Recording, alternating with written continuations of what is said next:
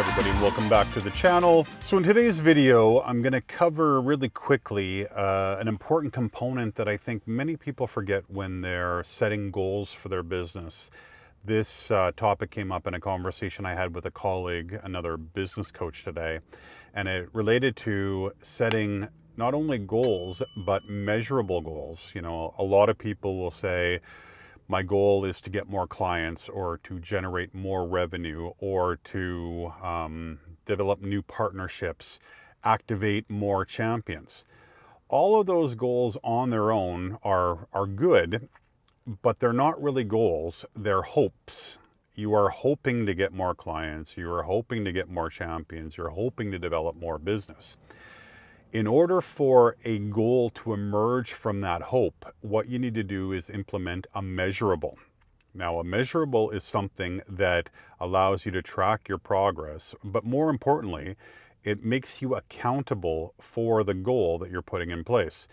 The example that I used with the colleague today is if I have a client that's making $5,000 a month, and I said to her, what are your goals for the business? And she said, I want to make more money, have more time off, and have a better level of client. Now, those are all good things to be thinking about, but they're not goals. They're just something that she wants to have happen. In order for us to make those into goals, what I had to do is put a measurable in place for each of those things. So I said to her, how much more money would you like to make? How many more clients would you like to have? How much more time would you like to have off? Accountability comes when you can measure where you are compared to where you want to be with your progress. We have a saying that we probably stole from somebody, but we've been saying for over 20 years, which is if you can't measure it, you can't manage it. For us to manage and to implement strategies for clients, we have to have an idea of where they are, current situation, and where they want to be, the measurable goal that they want to get to. So I said to her, you're at 5,000, what would you like to be at? And then that's where she hummed and hawed.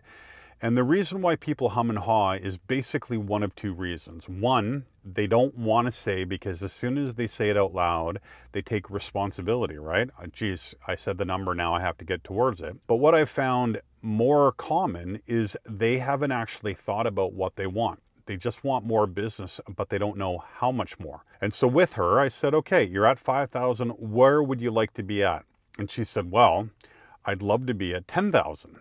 I said, okay, great. So we're at 5,000. We need to be at 10,000. So that's a $5,000 growth projection.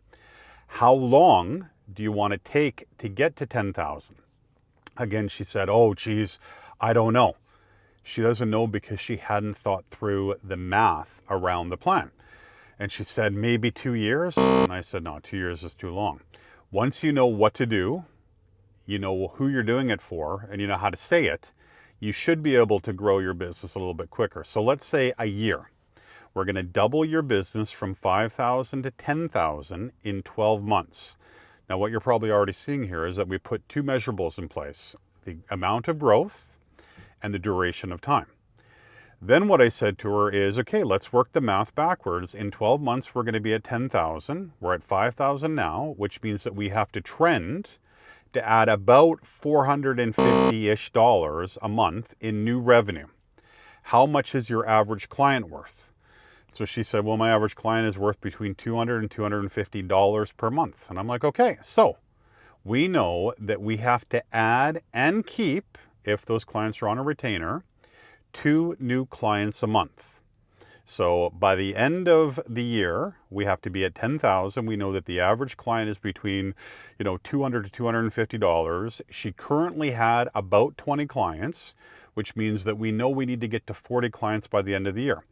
20 new clients divided by 12 months is about, we can't split people. So let's say between 1.5 to 2 people a month. So let's say 2 people a month. Now we know volume, number of people that we want to bring in, duration, 12 months, growth, $5,000. So then my last question to her was, how many people do we normally have to talk to in order for one to close? She said, well, probably 1 in 4 people that I talk to, assuming that they're a qualified prospect, right, which means they have means and need. I'm going to put a link to the video up here where I talk about how to do that. But about 25% of the people that I talk to end up closing. And I'm like, okay, so if we have to add 2 people a month, what we have to do is talk to at least 8 people a month.